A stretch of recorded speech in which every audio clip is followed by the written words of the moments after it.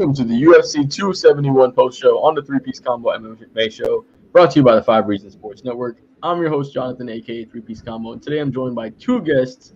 One, as always, Mr. Johan Blanco. You can find him at Twitter, at Blanco Fights. And I'm joined by today Mr. Bruce Wayne, joining me live from Miami area. He was actually at my house watching the fights, and you can join and discuss some of these fights as well. So tonight was pretty fun overall. Adesanya retained his title, defeating Robert Whittaker in the decision overall. Some people online are making a question about it, saying that maybe he got the decision. We'll talk about that. I don't personally think he did. I think that was a pretty clean title defense for him. We saw Tai Tuivasa knocking out Derek Lewis cold, dropping him with a beautiful elbow, dropping, pretty much making him face plant. And Bruce talks about a lot how he gets to that hometown pressure in Houston, and we'll get to that a little bit later too.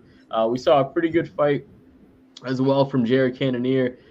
First round was a little bit shaky for him when Derek Brunson was actually able to take him down, but in the second round it was a lot better. He was able to get back up. And look, Derek Brunson got tired. He was able to pretty much just put him out cold from there. Alexander Hernandez getting Moicano actually getting a choke over Alexander Hernandez and putting him out with a beautiful neck crank. Bobby Green with a dominant performance, just defensive and offensive masterclass, working the middle, working those straight punches with Nasrat Haqparast and getting it done. So let's start off with the main event. Israel Adesanya, absolutely just masterpiece. It wasn't necessarily a very, very fun fight. He didn't take any chances, but as the champion, you're not the one that has to go and put yourself out there. Robert has to be the one that goes and take those risks and try to take the belt off Izzy. So you can't really say much for Israel just not putting himself at risk for there. He did what he had to do. He picked him apart at distance. He chopped apart that leg. And I think it was a pretty clean sweep overall. Even when Robert was able to take him down, get his back, he was able to get up pretty quickly and use his defense to just masterfully and get back up. So, Bruce, you're the guest on the show today, so we'll go to you on this one. What were your thoughts on the main event overall and what went down with Israel Adesanya defending his title? So, when coming into this fight, I was expecting two things: either a completely different fight or an identical fight. Like, I thought there's a good chance that he could rock him in the first round and then finish him in the second round. And he actually rocked him in the first round, but he didn't finish him in the second round. So I was like, okay, so it's gonna be a decision. Remember, I was like, yo, my final prediction for this fight, because I've been wrong this whole time, is decision Izzy. And bro, he won by decision, which I would have never thought, because I thought somebody was gonna get knocked out for sure. But Rob played it very safe, very, very safe. And I think Izzy did the right thing. He was supposed to go to that leg, which was brilliant leg kicks. And I think Izzy kind of wanted that knockout he wanted it a little too much, and you can tell in a way. Like, he was really going after it, trying to bait Robert into doing something, right? But Rob wasn't falling for it this time. He wasn't.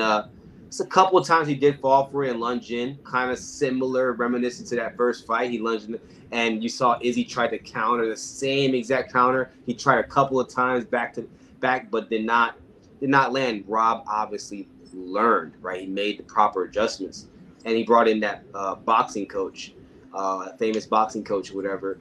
So you can see the difference slightly in Rob's approach when it came to the boxing, but you could definitely see his approach change dramatically when it came to him causing the action, pressing forward. Like in the first fight, Rob was lunging at freaking Izzy, right? He was just lunging at him, trying to get him.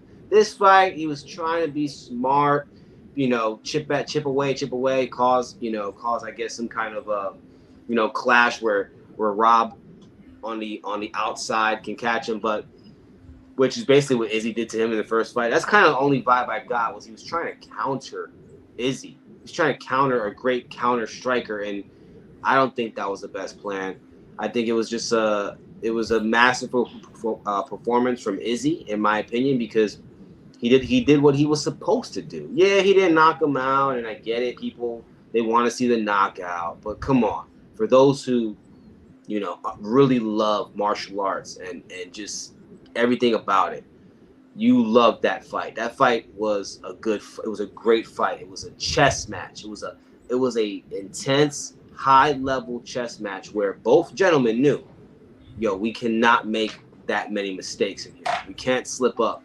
And that's why they fought the way they fought, and it ended up being a decision. So it was good. It was good. Yeah, I agree with you. It was an absolute high-level chess match. You just saw the amount of feigning that Israel Adesanya was doing. He kept Robert on his heels. Robert couldn't get his offense off effectively because every time he wanted to go forward, Israel was just feigning with him something, making that he was going to actually strike. And if he wasn't, those kicks all night long, man, the inside low kicks, the outside low kicks. We saw the kicks to the body even, and the red marks that he had right on the left or the right side of his body under that liver. He was tearing him apart and picking him up piece by piece from a distance, and he was just beautiful defensively, able to just slip out of any ground attack from Robert Whittaker. And even when he got him in the back, he was able to jump on top. He was able to peel him off and do the right thing. Johan, I'll get to you, man. What were your thoughts on the fight, and give me your thoughts on Judge Israel Adesanya on this fight? Did you feel like he did what he had to do, or do you feel like it was a little bit underwhelming? I think it was a smart fight. I think the fight was was underwhelming for like the casual fan, but for like hardcore fans, I think it was kind of expected. I mean, Israel Adesanya is one of the smartest fighters in the UFC. I mean, he's smart. He loves to feint. He loves to read his opponent. And two of the three judges gave it 48-47, which I mean is accurate, I would say. But if you look at the fight as a whole, Israel Adesanya controlled the entire fight, and that fight was like that. It was not a close fight, if we're being honest. It wasn't. Israel Adesanya kind of controlled the entire fight. The whole direction of the fight was in Israel Adesanya's favor. There was no shift in momentum. It was all Israel Adesanya in terms of momentum, in terms of the identity of the fight. He controlled everything, and you can tell that Robert Whittaker was kind of attacking kind of like frantically and kind of cautiously. He was really scared to throw his right hand. Granted, he had very, very good success with the jab, which I said was a key, but he was never able to follow up with anything else. He was just too scared to swing with his right hand because he didn't want to get caught with a counterpunch. As for Israel Adesanya, yeah, he chopped him down with them leg kicks. Them leg kicks looked bad. I mean, they looked bad right after the first round, and even Robert Whittaker said it in his corner that he's hurting him with the leg kicks. The only thing I would say is, although Israel Adesanya, sprawled right back up, he has a really good sprawl on the ground. He doesn't let anyone, keep him on the ground very long. He still needs to be able to kind of work on his takedown defense, because that's the third straight fight in a row where he's been taken down multiple times. Granted, I mean, it's not for a long time, but at the same time, it'll add up. I mean, if this fight was a little closer, it could have been a problem for him. So that's really one thing. There's only one criticism I have of Israel Adesanya is that he's getting taken down a little more frequently now, and kind of people are having a little bit of a blueprint, and they can kind of shift that blueprint into their own style. So I would say that's like the only thing. But other than that, I mean, he played it smart. He's arguably one of the top two greatest middleweights of all time. And he's still very young in his title reign. So overall, I think this was a good performance, and he's starting to lap over this division. Very young in his title reign, and he's already looking for another defense in June, potentially looking at Jared Kandaner, which we'll get to. But I want to talk about what went wrong for Robert Whittaker, because tonight is probably the last chance he's going to have at fighting for UFC gold, unless someone, miraculously defeats Israel Adesanya. Outside of that, he's not going to get a third fight. The first two fights was clear. The first one was a knockout, worked his way back up, and it was a very clear decision. So, Johan, I'll get to you to this one first because we started with Bruce last time. What went wrong for Robert Whittaker? What did you think that maybe he could have done a little bit differently to actually win this fight? He was just too cautious. I mean, granted, obviously he wants to play it smart, but he was also very timid when he was throwing. I mean, he didn't fully invest in what he was doing. I mean, granted, the jab was successful, but he never was able to follow up with anything. And when he did follow up, he did clock Israel Adesanya real hard with the right, coming out of the clinch in the fifth round. And we all saw that. And even Israel Adesanya acknowledged that. If he was able to do that a lot more, he would have, like, towards round 3 and 4, he would have probably had more success because Israel Adesanya already knew that he wasn't going to follow up. So if he was able to follow up with that, he could have had more opportunities. It just seemed like he was not, although he was kind of aggressive, he was not making Israel Adesanya respect him on the feet. And I think that was kind of his problem, is that he was not gaining the respect, and he kind of lost the fight in the first round in terms of his mentality. And I mean, that's really what it was. It's just mentally he was already defeated. Bruce, do you agree?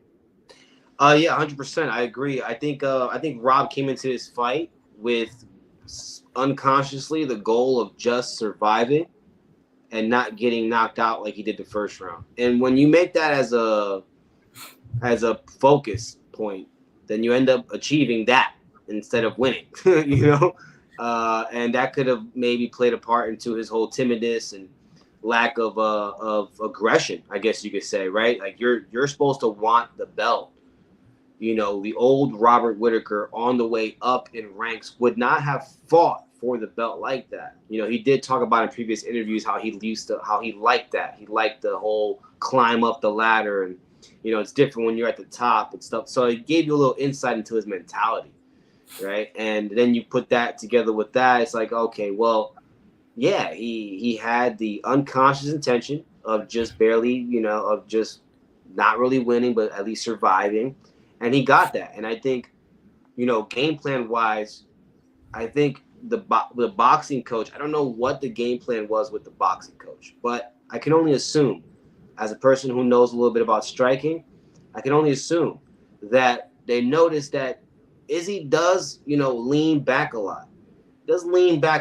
And, maybe they will. I don't know why Rob or his boxing coach or whatever did not tell Rob to go for more body shots, straight jabs and straights in general to the midsection. Izzy's midsection is open. And Izzy leans back, but he leaves his body right where it is, right? So it's hard to hit his face, but you can hit his body. So he should have invested more into the body. And I also think he should have invested more into, honestly, the same thing Izzy was doing. A little bit more of like, okay, you want to leg kick me? All right, I'm going to leg kick you back. You're going to leg kick me? I'm going to leg kick you back to get the respect. Because that's how he got the respect from Rob, besides the fact that he was already in his head because he knocked him out the first fight. But he got the respect in this fight right away, the same way he did with Paulo Costa and Marvin Vettori. Straight, fast, whip leg kicks, right? He was a little bit more heavy with the kicks in this fight. So Rob, I think, wasn't prepared for that, number one. And I think for Rob, I think he should have had a little bit more investment into the body and a little bit more investment to that leg kick. And I think that could have made a significant difference in this fight. The takedown would have came the way they came already. He's pretty good at getting them. I think he would have still got those takedowns, maybe even more, because it would have maybe opened up some more, interactions for him to get a takedown. That's actually a really good point. I didn't think about how he could have opened up the body, because you'll notice Izzy will, like you said, he'll either lean back really far back, or what he'll do is he'll swing his hips out of the way when you go for those leg kicks. But the midsection kind of just stays pretty neutral in there. I want to say what's up for my boy Cat for Life, always joining us pretty late at night. It's almost 2 o'clock here on the East Coast. So thank you, Cat for Life, for joining us. Israel Adesanya won. I know you already saw that as well. And Tai Tuivasa knocked out Derek Lewis. Yeah, that's the guy. He ended up doing a couple shoeys on the way out of the ring, and he drank from a couple fans' boots. So he didn't do a cuppy, though. We didn't get to see him drink out of Derek Lewis's cups. But and does Khabib start to take more fighters to Eagle? I do think so. He's starting to Eagle FC is a good promotion. They're opening up that 165-pound division. That's super, super key. That's big because there's no in-between in the UFC. There's 155 and 170. So you have guys like Gilbert Burns. You've got even guys like Masvidal, right? Dustin Poirier. Those are guys that are like fringe people that can be in that 165. So that's a really good question. And I think with Khabib having such a good reputation among fighters, and wanting to even work with Jake Paul, get fighter pay more, right? This could be something that's, a threat to the UFC, not really, on a large scale, but just take some of the talent away from them, right? Start taking some fighters away. And we're already seeing with Bellator, we're already seeing with PFL. Some fighters are starting to go to other places because they can make their name a little bit bigger, secure some more sponsorships, because they know, when you're fighting for the UFC, you're not necessarily always making that much money unless you're on either a win streak or you have a pretty good, you have a title, and you're getting some pay-per-view points. But outside of that, you're making maybe $90K a year. You're getting a lot of money taken from you all. So it's a great question. I do think Khabib starts taking more fighters to Eagle. I think Kevin Lee is just the start. No, he didn't really take him because Kevin Lee was released, but I think Kevin Lee is one of the starters from there, and I think we will see a lot more there. Now for Robert Whittaker, and in Cap for Life, we're actually, before we end the show, we're going to talk about a little bit about Masvidal and Covington, since that is the next pay-per-view. We'll end off with a little teaser about that. Just give a little bit of a perspective on how we're feeling with that fight, because that is a very, very interesting matchup. And it's just the storyline behind it is phenomenal, right? When a fight has a story, it's so much more juicy. You can actually just enjoy it a lot better. So with this for Whittaker, what's next for him? Because now he doesn't really have, he can't fight for the title again unless he's going to wait for somebody to beat Adesanya. That might be a very long time, 2-3 years, until we see somebody beat him. I mean, there's no really contender that's up and comer that's going to really look like to beat him. So, Bruce, I'll start with you with this one. Where does Robert Whittaker go from here? I know we talked about something when you were at my house. I don't know if you feel like this is something you think he should do. What do you think Robert Whittaker should do next, given he's not really going to fight for the title anymore at 185-pound division? It really, honestly, it sucks to be in his position. It does, because he's really good.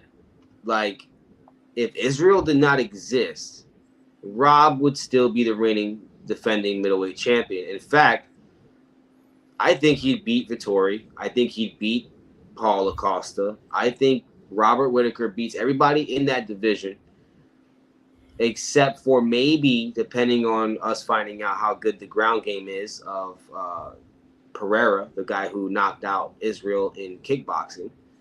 We don't know how good his ground game is, but supposedly he's a black belt in jiu-jitsu. So maybe that guy can beat Robert. But why would Robert fight that guy?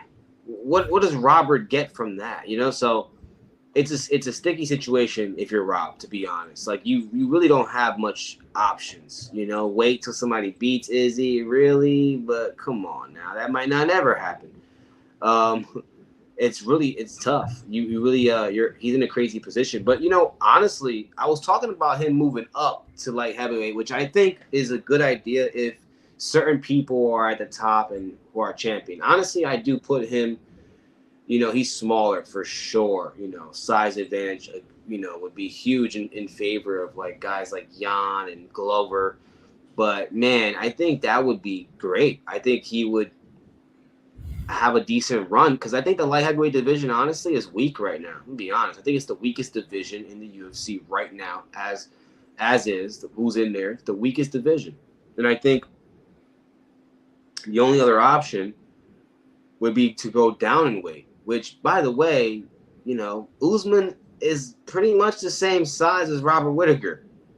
Like, let's be real. They're basically the same size. If you actually measure them up, put them next to each other, they're very similar. So I think Whittaker used to be a welterweight. I think Whittaker could definitely maybe cut that weight again. I don't know. It's been a while. He's getting older, but he's still in his 20s. So maybe he can still cut that weight, but he can't stay in middleweight. I just don't see. Or maybe take a hiatus, maybe step away for a year or two and just let it play out and see if Izzy loses or something, because he'll get an immediate title shot. Immediate. But that's Johan, it. where are you at? Do you think he should stay at middleweight? Do you think he should move up or down? Because he's gonna be.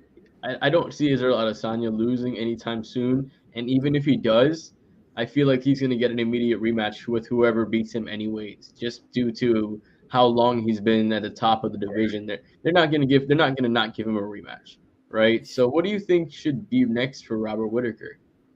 It's kind of hard because he's in a really sticky situation. I mean, if he stays at middleweight, I mean, he's the second best middleweight in the division. There's no doubt about that. I mean, if he stays there, he would have to fight top 5, in order, if he wants to make a statement, he has to consistently fight top 5. And how long can you do that? How long can you keep fighting like the top contenders? Like even Israel Adesanya coming up was fighting like pretty much like some tune-up fights in between like the top contenders. So it's like that's going to put a lot of wear and tear on a thing. And granted, it's not even certain if he would get the title shot, even if he got past those top 5, even if he tried to fight Marvin Vettori or Paulo Costa or even Sean Strickland. Like, there's no guarantee that he'll get a third fight against Israel Adesanya because the first 2 were so decisive. I don't see him going down to welterweight again, granted, because he's kind of there's more wear and tear on his body, and as he gets older, cutting down to 170 might be more of a struggle. And I think that that welterweight division is stacked, 15 to Kamaru Usman. It's a dangerous division, and I don't know how much speed can he retain dropping down, 15 more pounds. How much of his power, how much of his conditioning can he keep? And then going up to light heavyweight, I mean, that might be the best option, but at the same time, I'm not fully sure if that's a successful option for him because, the light heavyweight division is kind of thin, but I feel like it's a little underrated as well. I mean, Israel Adesanya did lose to Jan Blachowicz last year back in May. I think that it's just they're kind of too big because light heavyweight is a 20-pound difference pretty much, and it's like. You have to, in order to be successful at light heavyweight, you would have to be a little heavier and cut down to light heavyweight. And I don't know if Robert Whittaker can put the size on properly in time to, kind of be successful against at least the top 4. That's my only problem. So he's in a really sticky situation because if he stays at middleweight, he's kind of stagnant. He's kind of like how John Fitch was back in the day for the longest time where he had to go on his win streak, and he still never got a title shot. It's really weird. He's in a really complicated situation. So I would say the next best thing is, try your luck at light heavyweight. Granted, it's not been successful for a lot of middleweights. It's been really bad. We've seen a lot of top former champions or top middleweight contenders kind of falter at light heavyweight. So he can try his luck. We'll see what happens. Yeah, it would be interesting for sure. It's tough for him because he's not even one of the bigger middleweights. He's kind of on the smaller side as well. And when you have people cutting from 220 down to 205 and you're maybe just pushing the scales to get up to 205, it's not the same thing. Let's turn heads a little bit to this co-main event because it was a very shocking one for me, at least. Johan called it. Tai Tuivasa knocking out Derek Lewis. And in this fight, it was a very interesting fight because Derek Lewis landed a lot of clean shots on Tai Tuivasa. He had him hurt even when Tai was, coming up from the ground. He had 3, 4, 5 beautiful right hooks to the side of the head, and Tai was able to withstand in that first round. Second round, same thing. He hurts Tai Tuivasa a little bit. Tai gets up, essentially grabs him by the throat, pushes him up against the cage, lands a beautiful elbow that face plants Derek Lewis, and knocks him out in his hometown of Houston. Now, Bruce, I'll get to you on this one, man, because you talked a little bit about the hometown effect on this one. What was your reaction to this fight, and what were your thoughts going through as this fight was playing out?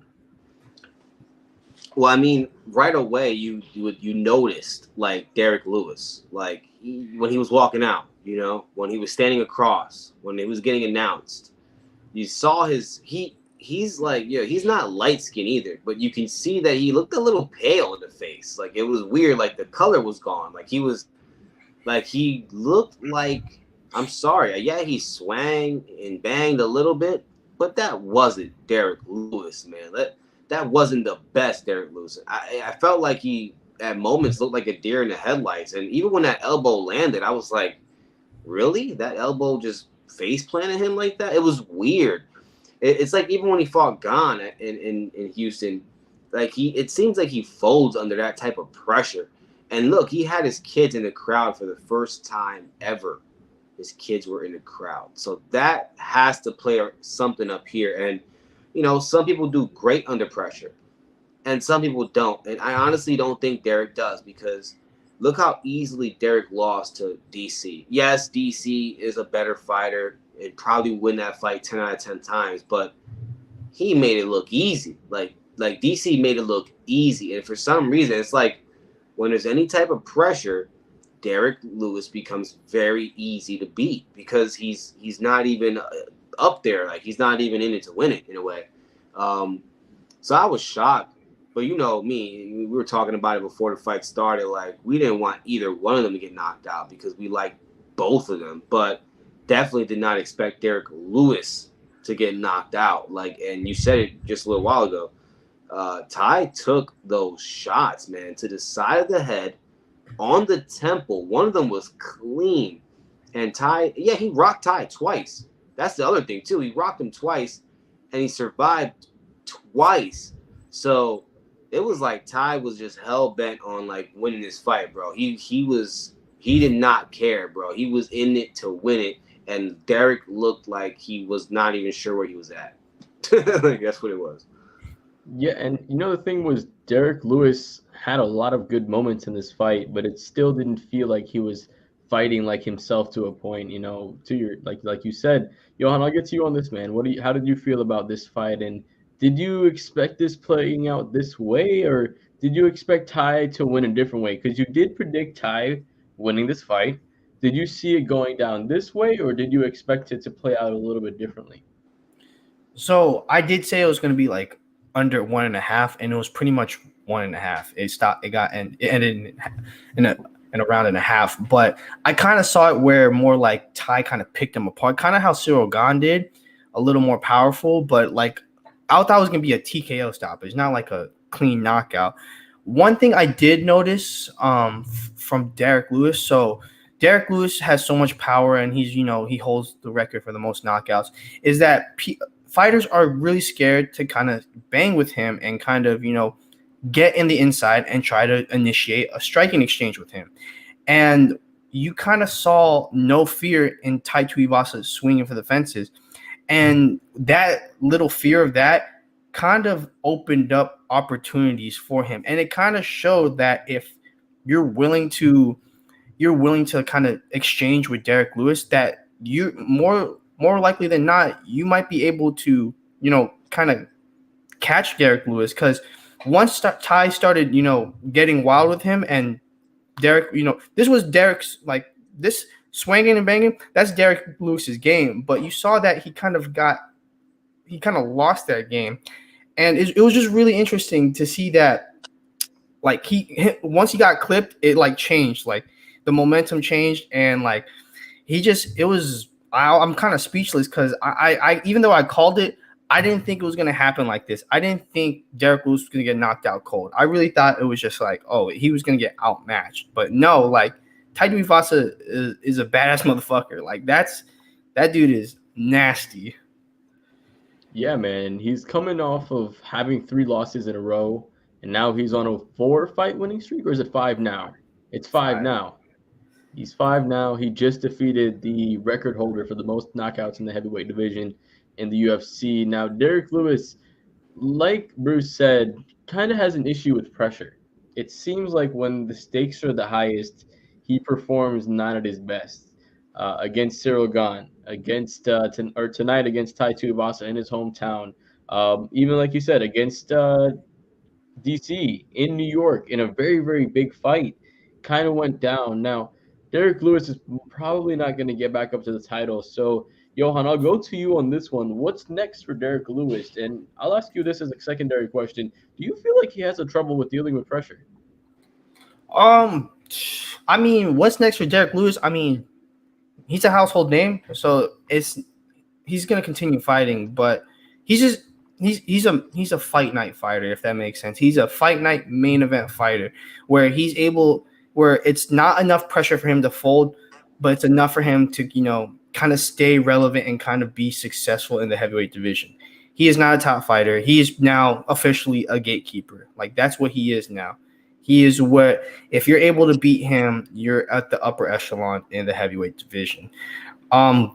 Pressure has never been his forte. Like, he's never been a good when it comes to under pressure. Like even against Junior Dos Santos, like he lost against Junior Dos Santos, and that was like I forgot, that was like one of his first, like that was after his loss against DC. He lost back to back, and he kind of folds under pressure when like the stakes are at his highest. That fight against Junior Dos Santos was like a title eliminator, and he folded. Like it was just, he's not a guy that, he's an entertaining guy, but that's all he is. It's just he's a fighter for the fans. Granted, we want him to succeed. We want him to get a title, but he doesn't have now we see that he doesn't have the, he's not mentally strong enough to, compete at the top level, like in terms of, fighting for a title or fighting in his hometown. He can't, after this, don't have him in his hometown again. Like he's 0 for 2. Like have him in buttfuck Idaho or something. Like have him in nowhere. Have him fight in front of in the apex for the rest of his career, because pressure is not on his side. Like it's first, you could tell like when Bruce Buffer was calling his name, like it just looked like he had all the weight on his shoulders. Like he looked so tense, and he fought like he was tense, and that's why I think he didn't see that elbow coming. Like it didn't look like the hardest elbow. It wasn't snappy, but I think he was so like worried that he just didn't see it coming, and because he didn't see it, it clocked him. Yeah, I think that's the perfect way to put it. And you're right, he's a household name, and they're gonna throw him on co-main events. But look at what he did as a huge underdog with no crowd against Curtis Blades. He, in the second round with no crowd, with no pressure, he was able to knock him out. But like you said, Derek Lewis is a household name. He's going to continue to be a draw, even if he doesn't fight with the UFC, which I think the UFC will probably keep him for another 2 years. I can see him fighting there for another 2 years, unless he just continues getting knocked out, which I don't see that happening, because we saw what he did to Chris Daukaus. So he is on that upper echelon. He still has a pretty good, some pretty good power there as well. But he's not going to ever make it to the top of the division. So let's get to Tai Tuivasa a little bit.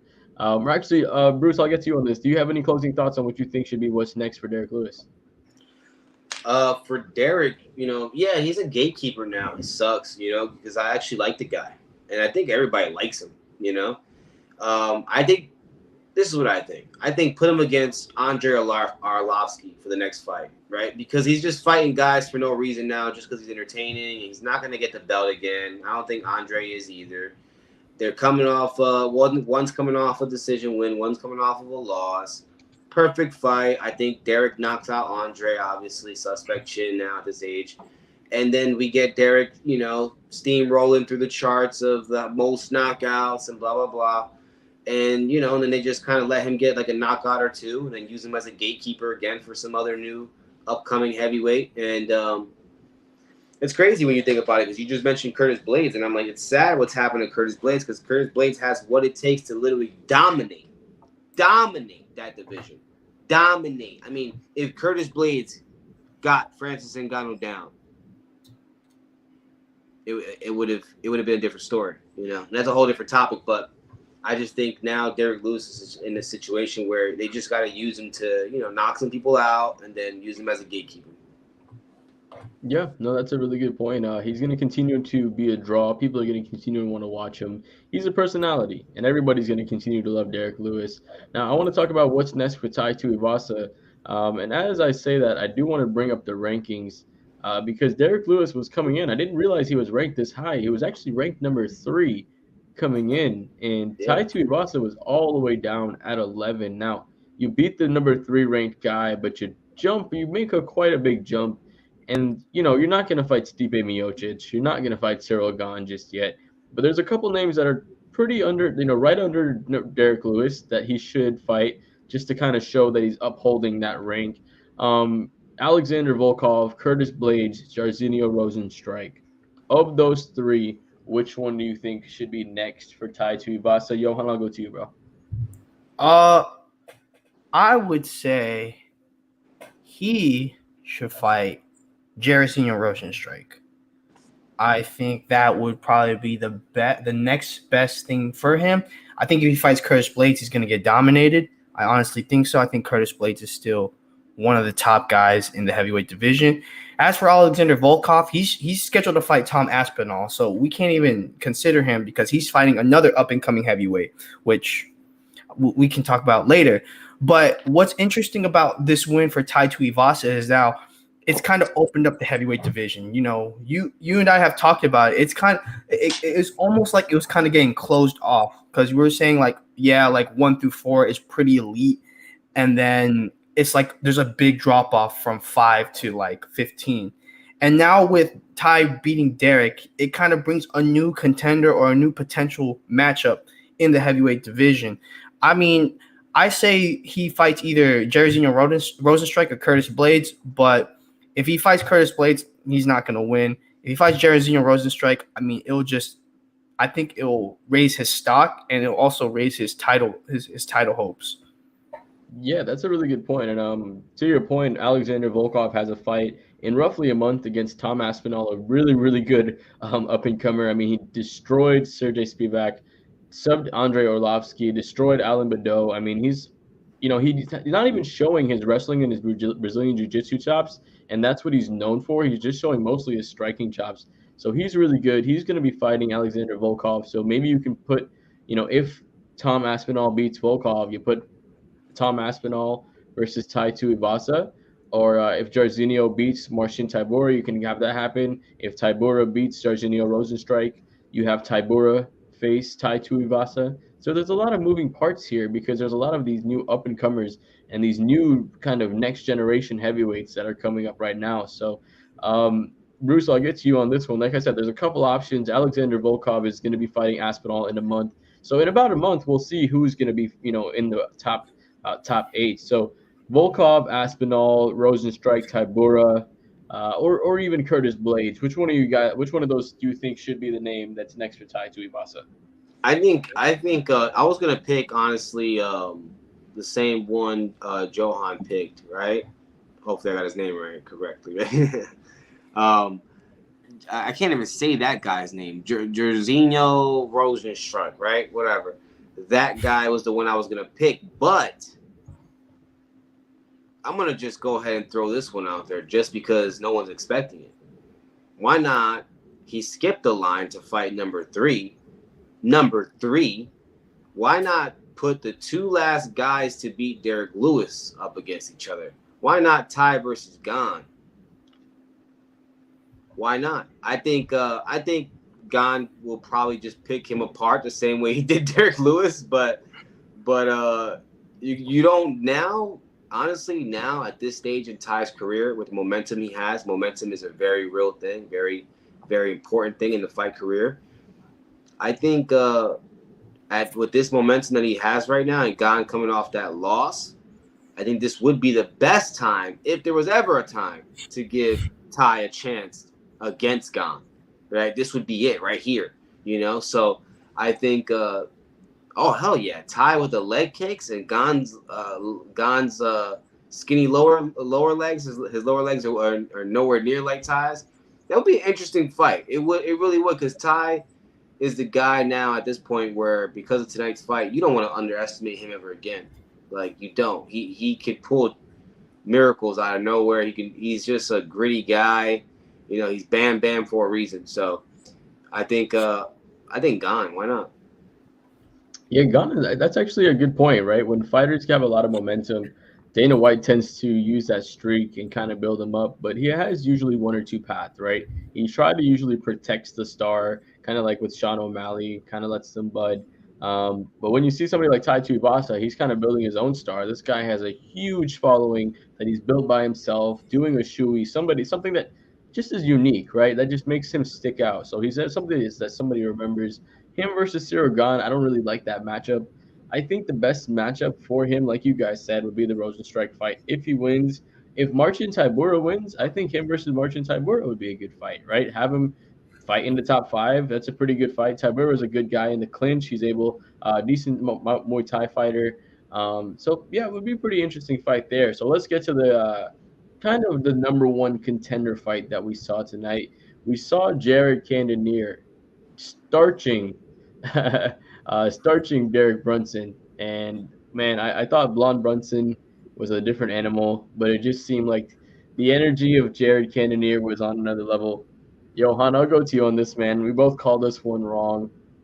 What did you see on this fight, and how did you feel when it was playing out? Oh man, I felt so defeated for Derek Brunson, man. I wanted him to get one last shot at it because like I knew for a fact like if he didn't win this one, he was washed. He's washed after this. Like this was his last chance. This was like his last chance to get a title shot. One thing I noticed in the fight is, yes, he was implementing his game plan, implementing it to a T, mixing up the strikes, pushing forward and kind of, going for the takedowns. One thing that was different between this fight and his last five was that Jared Cannonier had a lot of success defending the takedown. And that is something that his last five opponents did not have. They were really bad in terms of takedown defense. And once he started, defending the takedowns, because Derek Brunson went for a lot, it exerted a lot more energy than usual. And you saw in the second round that Derek Brunson was pretty gassed and he was really sluggish going into the second round. And Jared Cannonier stayed composed. He already knew that Derek Brunson was going to get some takedowns and kind of have success on that end. But Jared Cannonier is the guy that has the striking advantage. He has the power advantage, and he's the more polished and in terms of technique and in terms of, just countering. And he kind of stayed composed and pretty much picked his spots in terms of when to counter, when to defend, and honestly, when to finish the fight. And, now it seems like Cannonier is the next guy up. It seems like in June, it's going to be Kandaner and Adesanya. And this is a hot take. This is a very hot take. This is going to be this might sound really bad. Styles makes fights. I think Jared Cannonier has the best chance to beat Israel Adesanya. Like, I really do. I think that he's a really good counter fighter. I think that he also is coming down from heavyweight, so he has a lot of power, and he's very technically sound. He's very technically sound. And I think that, just the way that he kind of stayed composed and also kind of finished Derek Brunson, like there's no doubt he's the number one contender. Bruce, I want to ask you the same question. First of all, give me your thoughts on Jared Cannonier versus Derek Brunson. I know you called the first round knockout. I ended up being the second round knockout, but you still got the fighter right. And should we see Jared Cannonier fight Israel Adesanya next for the UFC middleweight title? No, I don't think Jared deserves a title shot. He just lost before the last fight. He's not even on a streak. I think he should fight Marvin Vettori or Paulo Costa to solidify the title shot. And I do agree also with Johan. I feel like Jared is an interesting matchup for the style bender just because he's a very strong guy, And honestly, that's what I expected when he fought Brunson was that he was going to be just strong enough to stuff the takedown and he was going to TKO him. I thought he was going to TKO him like the way he did, basically, because that's kind of what happens with Brunson. He gets TKO, gets wobbly on the feet, and then he gets TKO'd. So I kind of expected that, but I did not expect Cannonier to look tired the first round because Brunson actually got him down. I didn't expect Brunson to get him down that easy either. But then I also didn't expect Brunson to get tired and Cannonier to get a second win. It was the weirdest thing ever. But I feel like he shouldn't get the next title shot. I think he should fight Marvin Vettori or Paulo Costa. Maybe Paulo Costa, because Paulo Costa rematch is kind of lingering out there too. He hasn't done much since losing to Marvin Vettori. It's crazy. I feel like at this point you just kind of have to feed Israel. Like I wouldn't even be mad they gave us Jared Cannonier right now, because you know why? It's like at this point Israel is about to lap everything, right? So you kind of just got to give them some fresh blood, even if they're not even on a crazy. You know how like when Anderson Silva was fighting, they just started to give him opponents that weren't even on crazy streaks or anything like that. They had like 1 win, 2 wins, or whatever. They just started feeding people to Anderson because they were running out, right? So I see that happening. I feel like they will just start feeding people to Israel because he's a star. They just signed a new deal with Israel, who signed one of the biggest deals, period, in combat sports and UFC history outside of Conor McGregor. People don't know that, but he got a big deal, nice deal, right? You could tell, right, where he was talking about it. So, I feel like they're just gonna feed him. Yeah, I do think that Kandaner should fight Adesanya next. I think Adesanya was calling for Kandaner even before the Robert Whittaker fight, and I understand your point, Bruce, as far as he lost his last fight and he's not on a streak, but who else is there, right? There's nobody else. There's nobody else, right? So it's gonna have to be Jared Cannonier, and to Johan's point, he does have the power. We saw a couple times that Robert Whittaker did land some glancing blows on Adesanya tonight, but if Jared Cannonier lands one of those shots, it's not the same thing. Jared Cannonier is going to put you out if he touches you. He's a lot more powerful. But I think with that amount of power and with the knowledge knowing you can knock Adesanya out, he might chase that more. And when you have somebody chasing the knockout, Adesanya is a sniper. He's going to come back. He's going to counter strike you perfectly. He's going to wait for you to rush in. He's going to feint, draw out the strikes that he wants. And once he knows what you're going to do, he's going to counter the counter. We talked about this before. He's so good at countering the counter strike, right? Making you think that you're going to counter his shot when he's actually not actually throwing anything. He's feinting a shot. Oh, now you think he's going to counter his low kick with the right hand over the top. I'll feint the low kick and then counter the right hand that you're going to throw because you thought I was going to throw a low kick. Like, he's so cerebral, and it's insane. And it's just it's insane to see. And like Johan said, styles makes fights. I think this would be a really, really fun fight. I think this is one that you probably see end in a KO. Either way, either Adesanya knocks out Kandaner or Kandaner knocks out Adesanya. That's probably going to happen in June, and I can't wait for that, right? June's coming by. Johan, you better come by, my man. You're gonna come over and watch this Adesanya fight with us. Now let's move a little bit lower into the card. Do you guys have any final thoughts on this Kandaner versus Brunson? Anything with these guys? I honestly think that, I don't know, he deserves the title fight, but at the same time he doesn't, because he's only on a 2-fight winning streak. But granted, there's nobody else in the division that could really, say they can get the title shot.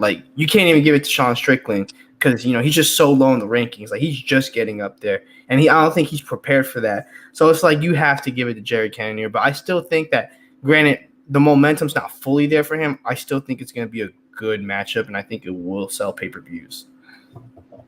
You know what? That's actually a decent one, though. If you throw Sean Strickland versus Jared Cannonier, that's a number one contenders fight. But if Israel Adesanya wants to fight in June, you're not going to wait for that fight to happen. Yeah, you just got to feed him, right? You got to feed him.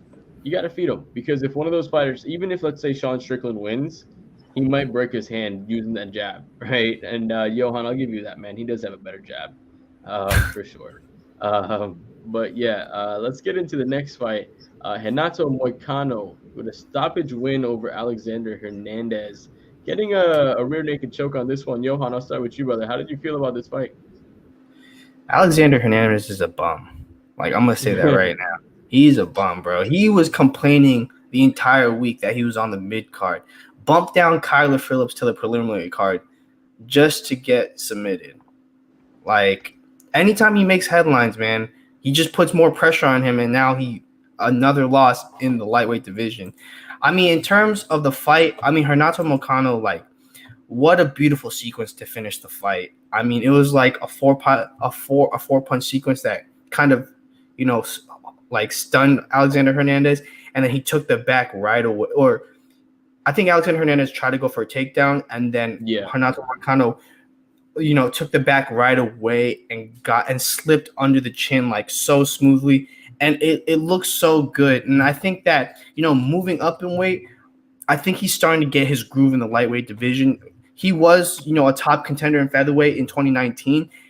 If he's able to get a groove, with the next couple of fights, if he's able to put up a win streak, he might be in that top 10 picture. He looked really impressive in this match, and I think that a win against Alexander Hernandez it was super impressive. I think that maybe you should consider him, jumping up into the top 15. Bruce, what were your thoughts on this fight, man? Because I know I know you don't like those rear naked choke under the chin tap, or the ones that aren't under the chin. What were your thoughts on this fight as you were watching it play out? Well, I think, I actually, that's a good point, because I remember watching that Alex Hernandez was complaining about where he was fighting at, and man, it just sucks. I just think Alex just doesn't do good against anyone who's longer than him. He needs to, when he fights guys that are his stature and his body build, he does really good. But when he fights against longer guys, he doesn't know how to get in. The whole time I was complaining about that. Like, bro, you can't come in if you're a shorter fighter. You can't come in and then out, and then when you're coming out at the end of the longer person's range. That's stupid. You just you got to go in and then more in, and you got to cut angles. And it's an MMA fight, so you can mix in a little bit of a takedown in there. But you got to be Mike Tyson-ish if you're a shorter fighter. You got to go in there with some head movement, and you got to grind, and you got to grind the taller guy out. You got to push forward. But then when he did try to push a little forward, when Renato actually took him down and kind of manhandled him, that's when I kind of knew it was over. I was like, okay, hold on. Alex is not even stronger than this guy. He can't outstrike him. I was like, okay, it's over. I was like, there's no way Alex is going to win this fight now. And then it was only a matter of time. Once I saw that, and that's why the first round's important. That first round, a lot of times, will tell you how the fight is going to go. And the first round told us that about a lot of fights, except for Derek Brunson and Kandaner, because the first round was great for Blonde Brunson, but yeah, I think Renato is good at 155. Seems like he's in better shape, maybe better conditioning. I don't know. I just still don't think either one of those guys are going to be necessarily at the top of the food chain. I don't think so. I think maybe top 10. Yeah, that seems to be a peak. A guy that's small, it would be tough, but he does have a pretty long frame. So I'll bring up the lightweight rankings here, the unofficial lightweight rankings. Alexander Hernandez was roughly around 21. He had losses against Thiago Moises. He won against Mike Breed, and then he lost against Renato Moitano, like you said. So they're roughly around the 20s. We got Thiago Moises. He's coming off of 2 L's against Alvarez and then Islam, right? Do you think maybe somebody like Thiago Moises, or maybe like somebody who's at the bottom of 15 like Brad Riddell, or maybe somebody else who's not in this one? Bruce, I'll go to you on this one. Who do you think should be next for him? For Renato, right? Yep. Renato being in the top of the food chain at 145 should grant him access to the top 15, especially after a win over Alex Hernandez. I think he should fight somewhere in the top 15, and maybe the 15th guy would be great. I think that would be a great fight. Brad Riddell, of course, being on the same team as Stylebender, right? Is it Stylebender is on the same team as, or is it as what's his name, Volkanovski? They're all the same team. Yeah, I think so. Yeah, Volkanovski's on the same team as Israel. So Brad Riddell's on that squad, and he's a very exciting fighter. A lot of power, likes to knock people out. I think he did very well in his last fight against that very dangerous guy. He lost, came up short. So I think that'd be a great fight. But honestly, I think Brad Riddell would knock him out. Let's just be real. Johan, where are you in this? Do you think Brad Riddell, or do you think somebody a little bit lower? Nasrat was actually not ranked, but he was almost on his way there. Bobby Green is somebody that's working his way up. Arman Sakarian is facing Joel Alvarez, maybe the loser of that fight, because that fight's happening later this month. What do you think should fight, or what do you think should happen for Moicano?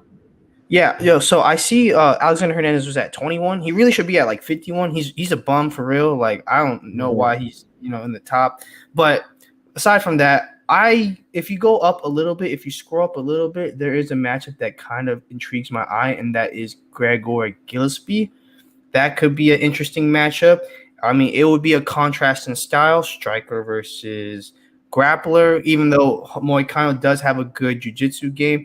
That would be an interesting matchup. I mean, Gillespie's trying to get his foot back in the game after, his loss to Kevin Lee, which was like, I believe almost 3 years ago to this point now. He's been very inactive as of late, but I think that could be an interesting matchup.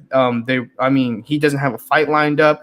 And I think that if Moicano wants to be in the top 15, a fight against Gillespie would definitely put him in there. Yeah, for sure. There's a couple of fights there. I'm even looking at Diego Ferreira, who's loser of 3 in a row. You know what I mean? That might be a good matchup for him as well over in the top 15. Let's go to the opener. Bobby Green, a pretty dominant performance over Nasrat Haqparast. Bruce, I'll go to you on this one.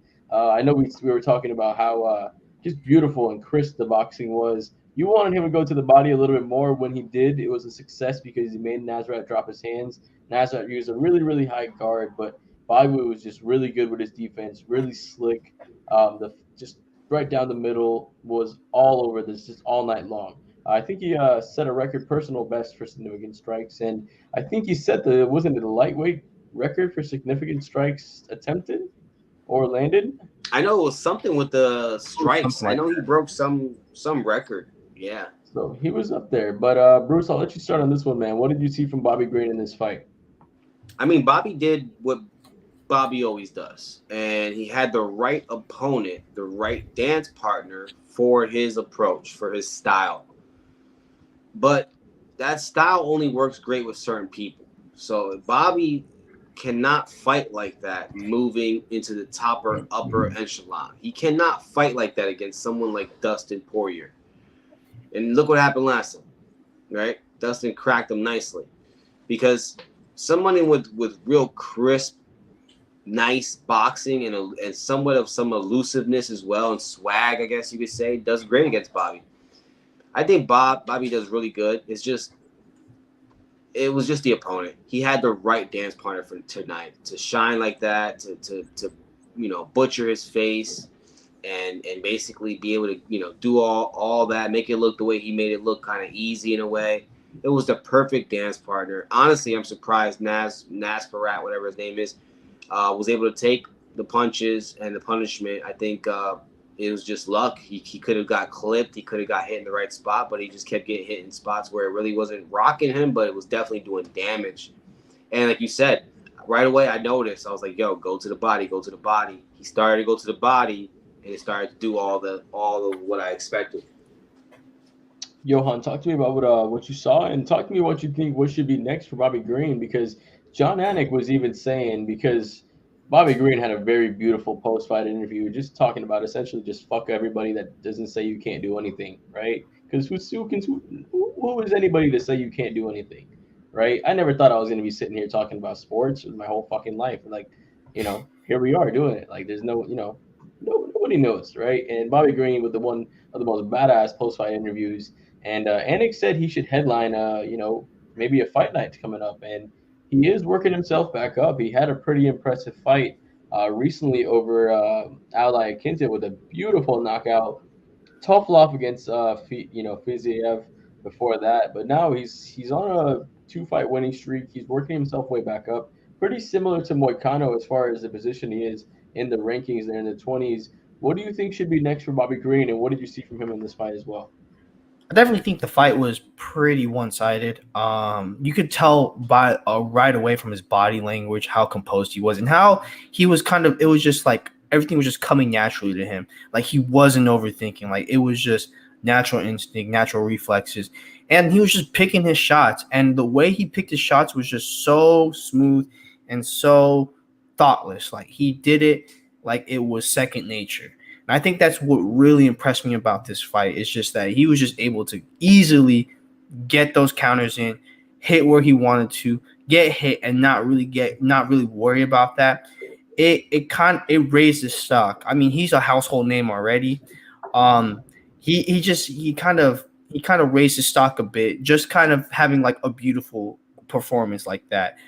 As for what's next for him, I mean, I would want him to headline a fight night, but I don't think they would actually do it. Because one, I don't think I said he's a household name. He's not that much of a household name to everybody. So like in hindsight, it would be like if he headlined against somebody, it would seem like a thin card. He would be a co-headliner like in the co-main event, but I don't think his name holds as enough weight to be able to headline a card. But I think he does deserve it. Who he fights? I mean, he could fight Moicano. That would be a good fight. I think that would be an interesting fight on the feet. I mean, he could fight Diego Ferreira. Kind of. It will be interesting because that is stylistically kind of a nightmare for him because Ferreira likes to just kind of grapple a lot. But that would not even headline a fight because Ferreira is like on a 3-fight losing streak, so that would not even be a co-main. So it would be interesting. It's interesting because like you can't really headline someone who's not even in the top 15, and you wouldn't even headline someone who's just like in the lower top 10s.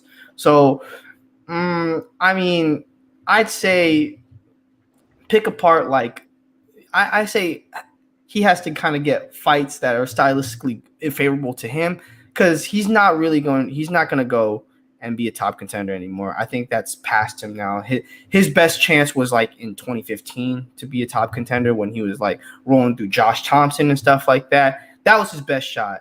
But right now, I would say keep on fighting for the love of fighting, pick favorable matchups, and make money. Yeah, I agree with you there. Any final thoughts, Bruce, on this Bobby Green conversation or Nasrat?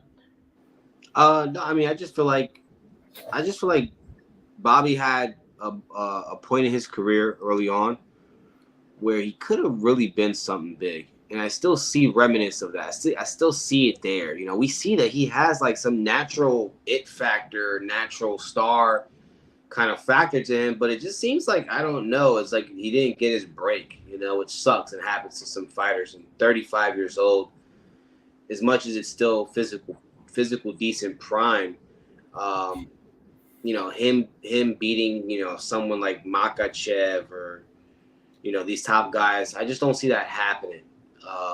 And I don't see him getting that matchup anytime soon. And if he went on a run, he'd be like 37, 36, whatever, by the time he gets a nice crack at it against someone like Makachev, who's still young. It just, Bob, but yeah, give Bobby a headline. Give it to him. He's a star. Like, at least let him, maybe he won't be a champion, but at least give him some shine because he does perform under pressure. He does perform when the bright lights are on. That's for sure.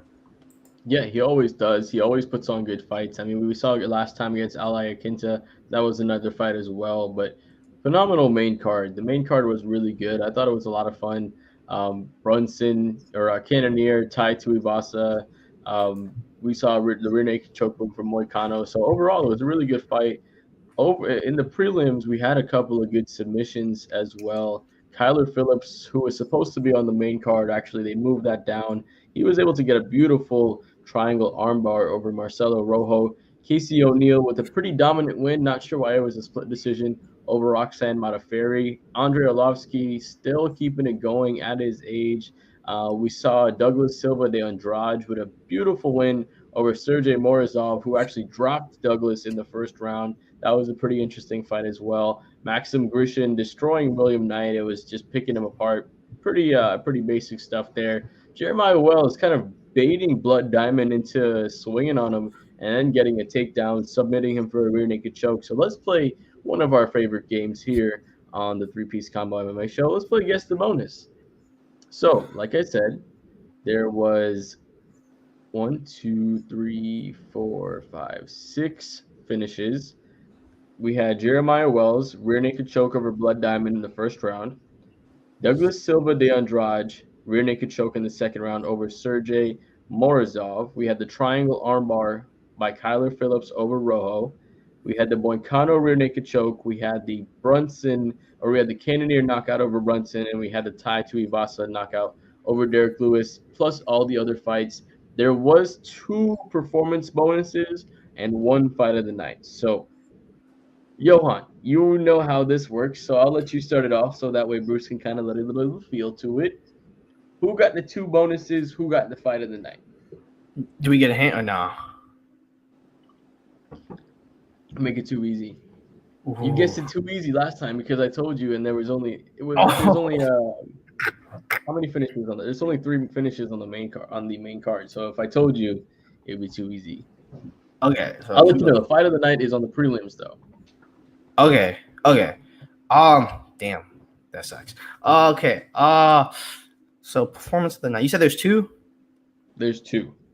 Okay, so I will go Tai Tuivasa, kind of knocking out Derek Lewis and kind of doing it in a spectacular way. And I'm trying to think what stood out. I'll go Jared Cannonier because he knocked out Derek Brunson too. So I'll go those 2. And then as for the fight of the night, I'll go Tuivasa and Lewis. Okay, double bonus there. Interesting. Bruce, like I said, there was 6 finishes on the card. There was 2 performance bonuses. You just said it was on the undercard. God damn it. Oh, yeah, so go ahead. You can make your second guess. Go ahead. I'll go Kyler Phillips and Marcelo Rojo. I'll go that. Okay, sounds good. Bruce, like I said, 2 performance bonuses, 1 fight of the night. Go ahead and make your picks. Fight of the night has to be in the prelim, like you said, right? So I would say, and honestly, it's that I don't know the name. It's a Brazilian guy. I was telling you about the fight when I came to your crib. It was crazy. Is it the one that you texted me about? Yeah, when I said crazy fight, it was that one I was watching on the early prelims. It was a Brazilian guy, not one of those tan like black Brazilians. He was just regular, like probably my complexion Brazilian. I don't know what his name was, and he beat somebody. He looked very fit. Like I don't know, he might be on something. But he it was a great fight though. It was a back and forth fight. He pulled it off at the end. I would say that was definitely worthy of fight of the night. Are we doing submission of the night too? There's they're just bonuses, so they're just a finish. So that's your pick for fight of the night. What are your 2 performance bonuses for the finishes? Performance, I would say definitely tie for the finish over Derek, and then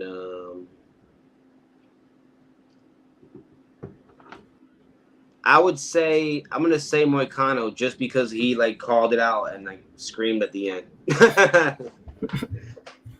That's a good call. So both you guys went 2 of 3. So I'm going to actually upload this picture real quick just so you guys know that we're not bullshitting you guys. So Bruce texted me during this fight. I was actually at the gym at this point, and I was watching the fight on my phone, and he texted me crazy fight during the Silva de Andrade fight versus the cannot say this guy's name right now. What is it? The Morozov fight. So this was the fight that he was talking about. That actually was the fight of the night. So good call there, Bruce. You guys both got the performance bonus with Tai Tuivasa being right, and Johan, you got the other performance bonus with the Jared Kandaner knockout. So Rojo didn't actually get the second bonus. So good call. You guys both went 2 of 3. Bruce, I'll give you a good one. That's not a bad start for your first time. Hopefully we'll have you here for a lot more times here. But Bruce, any final thoughts since this is your first show on anything that we talked about today, or UFC 271? And we'll give a little quick teaser about getting Masvidal versus Covington before we close out the show. But anything regarding about everything we talked about UFC 271? You know, I think what we love about MMA and UFC, which is the unpredictability, shine bright tonight, as always. That's why we love it. I think we were caught off guard with the Derek Lewis and Tai fight. I think everybody I don't think anyone wanted to see any one of those guys lose, to be honest. We love both of them. Ty, easy to love. Derek's easy to love. Um, I think they're just gonna feed Izzy at this point. I think that's just what's gonna happen. Jared, whoever, doesn't matter. I think Izzy beats them all until he fights the guy who beat him, and we'll see what happens on that one. But that's it. I mean, I think everything it was a great night of fights for sure. And if you're a true fan, that last fight was also exciting. Yeah, I agree. I enjoyed it a little bit. Those leg kicks were beautiful. Every time that shit landed, I was there. It was a beautiful chess match. Johan, give me your recap on UFC 271. Any final thoughts on anything we talked about today? Yeah, I am happy that this fight happened. I'm happy for this card.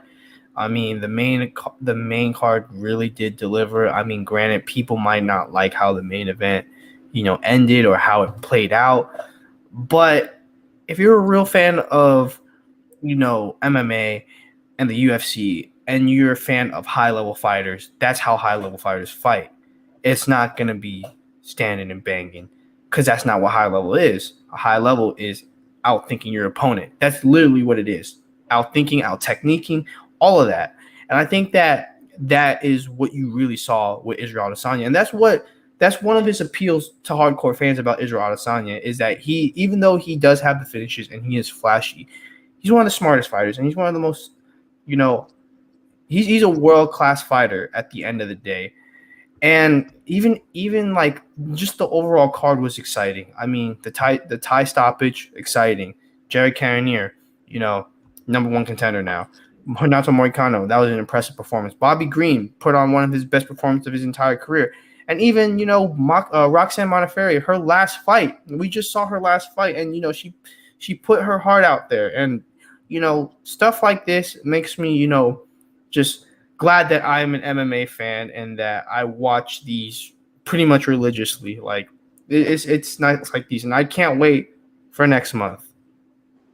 Yeah, there's going to be a phenomenal fight next month, and I'm going to get to this a little bit real quickly. Before we get to that, I definitely want to recap. Israel Adesanya is my favorite fighter.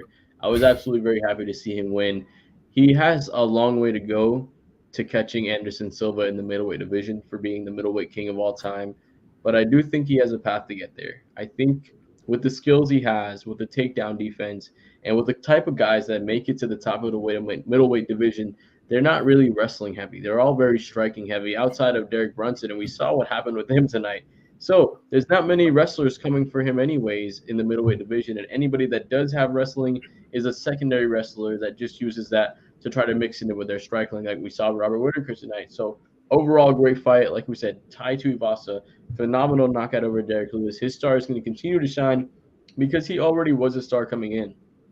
Everybody knew who he was. The Shui was coming out. We saw, like we said, Jared Cannonier, beautiful knockout. He might be the next one up for Israel Adesanya. So we'll see how that goes. Come June, we'll see when that title comes. We'll see if any of those guys have any injuries. And we saw Moicano with a good fight. Bobby Green with a good fight. The prelims were fun. Like you said, the unpredictability of MMA is just what makes this sport so much fun. You never are ever going to know how anything could play out. We can see how things are going to play out. Everything based on the scouting could look one type of way, and shit just goes, batshit crazy. Like, it just never just works out the same way. So before we close out the show, 30 seconds or less. Yo, I'll start you with this, man. Give me your quick preview on Masvidal versus Covington and a quick pick. Yeah, I'm pretty sure we're gonna have a pre-fight show for this, so I won't go too deep into this. The fact that they're heavily promoting this right now shows how big this fight is. I mean, they've been promoting this for hella long, and they put not one, but two video packages for this fight or for this event on this card. So as for my predictions, it's kind of hard. Oh my gosh. I'm gonna go Kobe Covington on this one. I don't know though. It's kind of hard because there's some strengths and weaknesses on both of them. I can't get into it. We only have 30 seconds, so I'll go Kobe Covington. Sounds good. Bruce, 30 seconds or less, my man. Give me a quick preview and a quick pick. I think, George Masvidal flying knee 11 seconds. No, I'm just kidding. But look, I would love to see that because I'm a George fan more from the streets. Come on, bro. Like I like this guy is the real deal. You can only love him and respect him. And Covington has shown, this facade and this character, and I get it. He did it because he wanted to save his career. I get it. But, as far as them fighting each other, I like the story, the whole thing, right? They're friends, and now they're not, and now they're like rivals. And matchup-wise, style-wise, look, they're like the same height, right? Number one, like similar height. They know each other very well. And yeah, maybe, Covington would try to wrestle a little bit or whatever. That's like the number one thing you would expect him to do as the game plan. But like Johan said, they just have, we got Covington with the cardio and the grappling, and we got George with the striking. That's really what it is. I think if George didn't lose, let's say, some of his confidence because of that devastating knockout, and we see him with the same aggression that we saw in that Diaz fight, he could put away Covington. I mean, we'll see what happens. There's a lot more to it, though. Bruce said, "Fuck 30 seconds. I'm gonna say what I want." But hey, no, that was like 30 seconds. But honestly, both you guys, I appreciate you guys joining me. It was a really good show. We saw, like I said, it was a phenomenal card overall. We're gonna have a couple of good cards coming up. Bruce, hopefully you join us. We do a couple of preview shows for everybody that's watching. If you're watching this Poe fight, make sure you hit the like button. If you're not already, hit subscribe as well. It's free. If you didn't like the show, let us know in the comments why you didn't like the show, so at least we can fucking fix it and make it better for you guys. So just let us know what we can do to make the show better for you guys. If there's any questions, if there's anything we can do for you as well, just let us know in the comments. We're going to have a predictions show for the next fight card that's coming up next week.